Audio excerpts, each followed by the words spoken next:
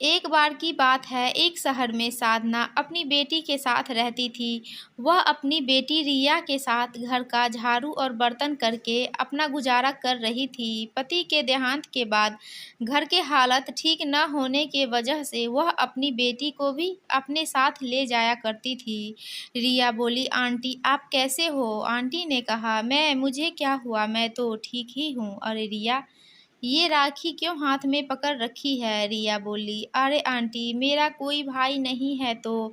Aunty, तो क्या? रिया बोली, तो मैं अमर भैया को राखी बांध लूं? आंटी ने कहा, हाँ ये अच्छा तरीका है, राखी बांधकर महंगे महंगे गिफ्ट और पैसे ऐंठने का। अगर तुम दोनों को पैसे और गिफ्ट चाहिए ही थे तो सीधे ही मांग लेते, ऐसे दिखावा करने की क्या जरूरत थी?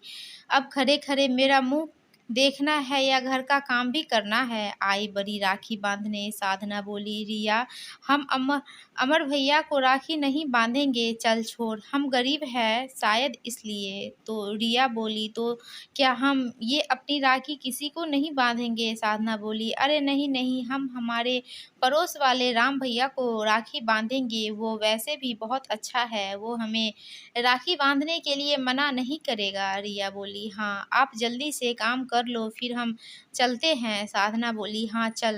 कुछ देर बाद रिया मालकिन की बेटी से पूछती है, तुम चॉकलेट खाओगी? मालकिन की बेटी बोली, हाँ दीदी मैं चॉकलेट खाऊंगी, तो ये लो। तभी मालकिन, अरे अरे बेटा, ऐसी सस्ती वाली चॉकलेट नहीं खाते, जाओ अंदर जाओ। ओके मम्मा। मालकिन का ऐसा रवैया देखकर रिया को बहुत बुरा लगता है, लेकिन वह अपनी गरीबी का एहसास करते हुए इस बातों को भुला देती है और अपना काम करने लग जाती है। कुछ देर बाद मालकिन का पति ऑफिस जाने के लिए आ जाता है और आंटी अपने पति से पूछती है, सुनिए ये मिठाई के बॉक्स कितने के हैं? मालकिन का पति बताता है कि हर एक बॉक्स की कीमत 1000 रुपये की है। आंटी ने कहा, क्या आपको पता है ना कि हम ऐसी सस्ती मिठाइयों का हाथ भी नहीं लगाते, तो फिर ऐसी मिठाइयाँ क्यों उठा ले आए?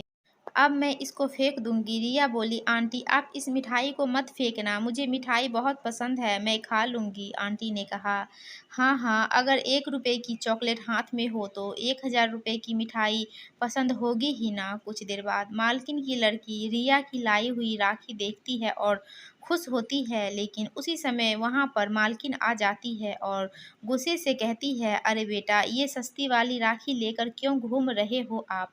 तो भैया को चांदी वाली राखी बांधोगे, ये सस्ती वाली नहीं, चलो रखो।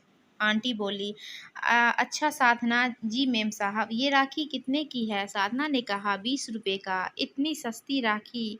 हाँ चलो ठीक है, ये देखो मेरे बेटे के लिए ये महंगे गिफ्ट्स, जब मेरी बेटी ये गिफ्ट्स देखेगी तो बहुत खुश हो जाएगी। उसी समय वहाँ से साधना गुजर रही होती है और गलती से गिफ्ट पर पानी गिर जाता है। आंटी गुस्से में बोली, ये क्या कर दिया है?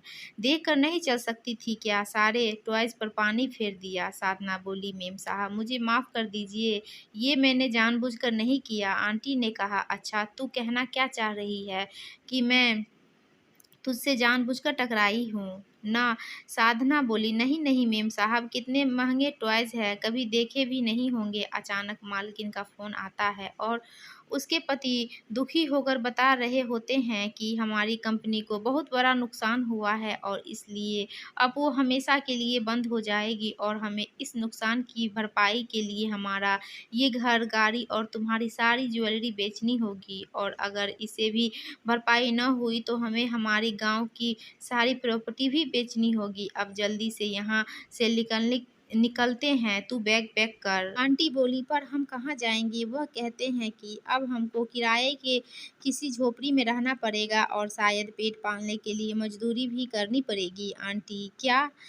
यह सुनकर मालकिन को चक्कर आ जाता है और वह गिर जाती है। साधना मालकिन को उठाती है और मालकिन रोते हुए अपना सारा दर्द साधना को बता देती है। साधना बोली, मेम साहब मैं आपकी ज़्यादा मदद तो नहीं कर सकती, लेकिन ये कुछ पैसे हैं। आंटी बोली, अरे साधना नहीं, आप मना मत कीजिए, लीजिए। आंटी दुखी होते हुए, मैं कितनी बुरी हूँ, पैसे के घमंड में मैं अंधी हो गई और तुम्हारी अच्छाई को मैं देख भी नहीं पाई साधना। मैं तुम्हारा बहुत अपमान किया, तुझे बहुत नीचा दिखाया, प्लीज़ मुझे माफ़ कर दो। साधना बोली, अरे नहीं नहीं मेम साहब, आप माफ़ी मत मांगिए। आंटी ने कहा, अच्छा तो ठीक है, तुम्हें इनको राखी बांधनी थी तो बांध लेना और रिया को भी बुला लो, फिर हम चले जाएंगे। इसलिए यह सब ये चलते मेम साहब के पति वहाँ पर आ जाते हैं और मालकिन को रुकने के लिए बोलते हैं, क्या हुआ? मालकिन के पति बताते हैं कि यह सब झूठ था, क्योंकि तुम अपने घमंड में आकर हर किसी को नीचा दिखा रही थी, इसलिए तुम्हारे घमंड को तोड़ने के लिए मैंने तुझे ये झूठ बोला। हमारी कंपनी को कोई नुकसान नहीं हुआ और ना ही हम कहीं जा रहे हैं। आंटी ने कहा, आपने जो भी किया बिल्कुल सही किया, मुझे मेरी गलती का एहसास हो गया है। रिया बोलती है, तो अब चले राखी बांधने। सभी खुश होते हैं।